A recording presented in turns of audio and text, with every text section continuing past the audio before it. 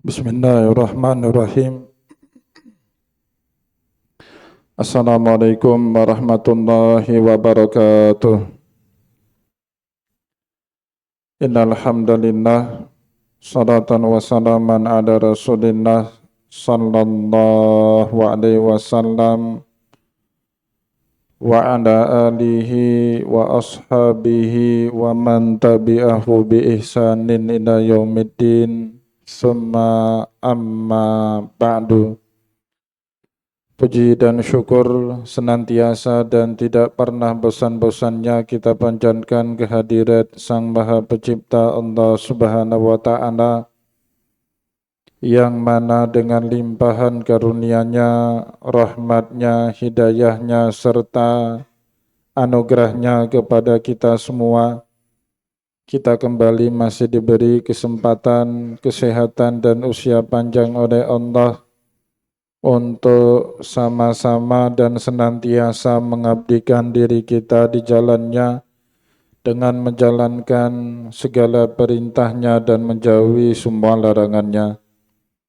Salawat diringi salam juga tidak pernah lupa pula kita hanturkan kepada junjungan alam Nabi besar Muhammad sallallahu alaihi wasallam, di mana dengan perjuangan beliau dan para sahabatnya kita dapat mengenal betapa rahmatan lil alamin ajaran agama Islam sebagaimana yang menjadi keyakinan dan pengetahuan kita bersama.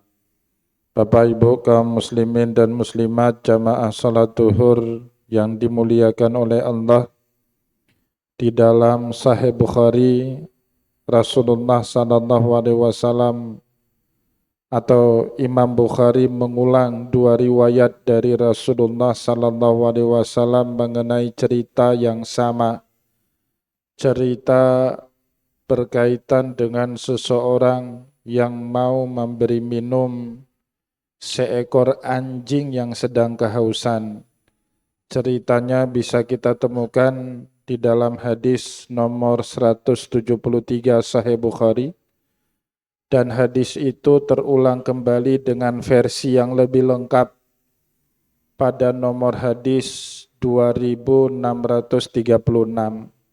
Bapak Ibu yang dimuliakan oleh Allah, di dalam riwayat yang disampaikan kepada kita oleh sahabat Nabi Abu Hurairah radhiyallahu an, satu hari Rasulullah sallallahu alaihi wasallam bercerita tentang umat terdahulu, seorang laki-laki dari Bani Israel melewati satu wadi, satu lembah yang gersang dan tandus, tidak lagi punya bekal air yang cukup dan sudah lama kehausan. Tiba-tiba dia menemukan sebuah sumur, masuk ke dalam sumur itu menimba beberapa gayung air. Pada saat orang ini kembali naik ke atas sumur, diceritakan di dalam hadis itu, fawajada kalban ya'kulus sara minal atashi. Dia menemukan seekor anjing yang sedang menjulurkan lidahnya menjilat tanah yang basah di dekat sumur tadi. Kemudian orang ini membatin di dalam dirinya, fa innahu qad asaba mislama asabani. Anjing ini menderita betul sebagaimana saya tadi sangat menderita kehausan. Maka dengan inisiatif orang ini kemudian masuk sekali lagi ke dalam sumur. Dia copot sepatunya, dia timba air dengan sepatunya dan kemudian diberikan kepada seekor anjing yang kehausan tadi. Di akhir dari cerita itu Rasulullah sallallahu alaihi wasallam menyebut, fasyakkarallahu lahu wa aghfara dzunubahu wa adkhalahul jannah. Melihat peristiwa itu Allah Subhanahu wa taala berterima kasih kepada laki-laki tadi dan mengampuni semua dosa-dosanya, bahkan kemudian memasukkannya ke dalam surga Allah. Bapak Ibu yang dimuliakan oleh Allah, kata Abu Hurairah, para sahabat yang mendengarkan kisah tadi dari Rasulullah kemudian bertanya, "Ya Rasulullah, akana lana ajran nuski al-bahaim, apakah kami juga mendapatkan pahala yang sama setiap hari memberikan minum hewan-hewan ternak yang menjadi peliharaan kami? Kita tahu semua, nah anjing itu bukanlah hewan ternak. Bahkan di dalam Islam anjing itu hewan yang bernajis. Najisnya bukan najis ringan, najis mughalladah, yang terkena jilatannya tidak cukup dengan 1 kali cucian. Harus dengan 7 kali cucian, bahkan ihdahunna biturab. Salah satu cuciannya itu harus dicampuri tanah. Oleh sebab itu para sahabat bertanya, ya Rasulullah, kami banyak memelihara hewan ternak, ada onta, ada sapi, ada kambing, ada domba.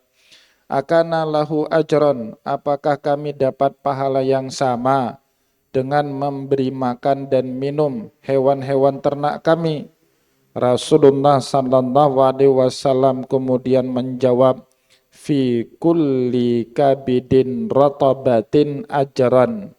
Di dalam setiap hati manusia yang basah, yang dermawan, yang mudah iba dengan penderitaan makhluk ciptaan Allah yang lain, pasti Allah Subhanahu wa taala menyediakan samudra pahala kepada orang tersebut. Kaum muslimin jamaah salat zuhur yang dimuliakan oleh Allah, hadis yang tadi kita baca di dalam Sahih Bukhari dibabkan oleh Imam Bukhari ke dalam bab fadlu sakil ma, keutamaan kita menolong dan memberi minum ke orang yang sedang kepayahan. Kaum muslimin yang dimuliakan oleh Allah, apalagi jika yang kita beri tolong, yang kita bantu itu sesama manusia. Allah Subhanahu wa taala pasti memberikan pahala yang jauh lebih banyak dibandingkan kita memberikan minum seekor anjing. Maka oleh sebab itu kita tidak pernah tahu apa amalan yang kelak membuat kita masuk ke dalam surganya Allah. Sebab itu para ulama melarang kita menyepelekan setiap amalan yang kita lakukan, meskipun kelihatannya amalan yang kita lakukan itu kecil, sepele dan sederhana di pandangan manusia. Memberi minum seekor anjing yang sedang haus sepele, tapi ternyata itu pula yang menyebabkan orang masuk surga. Dulu di dalam riwayat hadis yang lain, Abu Musa al-Asy'ari bercerita kepada kita pengalaman hidupnya beliau dalam satu peristiwa perang Tabuk. Setiap kali naik gunung mereka teriak takbir, Allahu Akbar. Turun ke lembah teriak dengan suara yang tinggi, Allahu Akbar. Kemudian mereka dinasihati oleh Rasulullah, ya ma'syaran nas arba'u ala anfusikum. Hei kalian manusia, tenangkanlah diri kalian, fa innakum la tad'unal asamma wala ghaiban.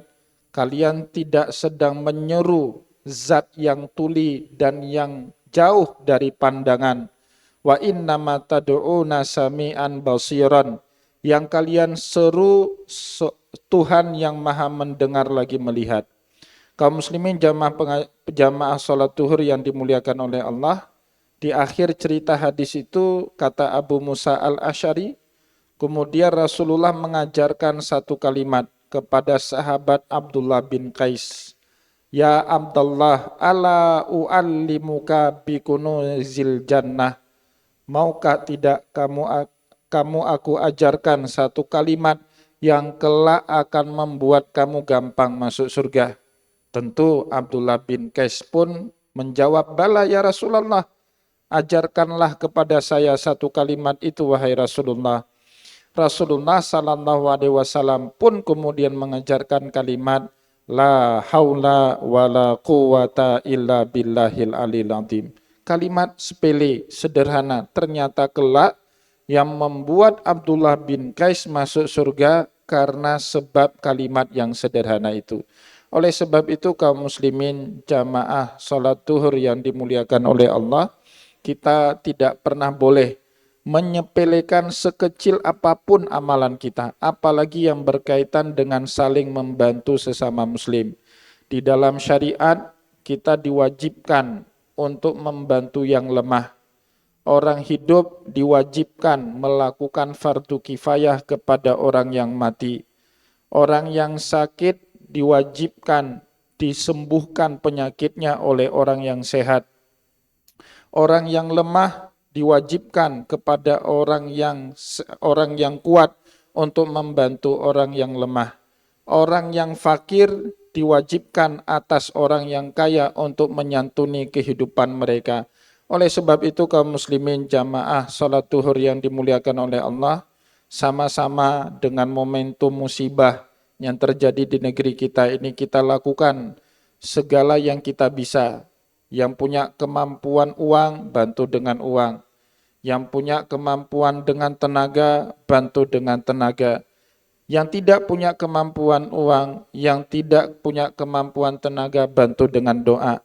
Yang juga tidak mau berdoa, minimal jangan memusuhi, jangan mengejek, jangan ngata-ngatain orang yang sedang bantu orang yang sedang kesusahan.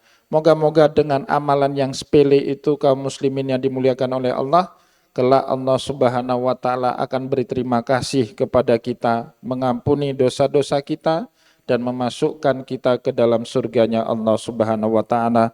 Semoga nasihat singkat pada kesempatan siang ini bermanfaat kepada kita semua. Saya mohon maaf jika ada yang tidak berkenan.